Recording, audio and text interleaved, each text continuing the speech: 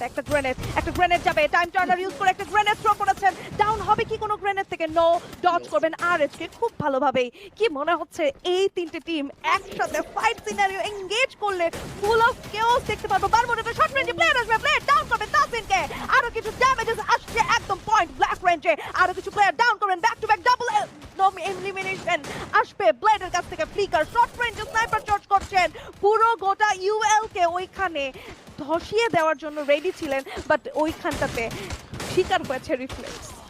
Yeah, and আনাসকে without losing any man power kill point লুটে নিয়েছে তিনটার মতো ওই জায়গায়। চমৎকার ছিল সেটা। ইউনিক লেজেন্ড ফাইট করছে আনাসকের সাথে, ডাউন হলো সাজিব। সাজিবকে রিভাইভ দেওয়া তো পসিবল না এই মুহূর্তে। কিল লুটে নিয়েছে এক এক করে আনাসকে টিম, মাত্র ফ্লিকারকে হারালো। অবস্থা এমন, যদি একটা উড়ন্ত গ্রেনেড আসে ফুল টিম দুটোই উড়ে যাবে।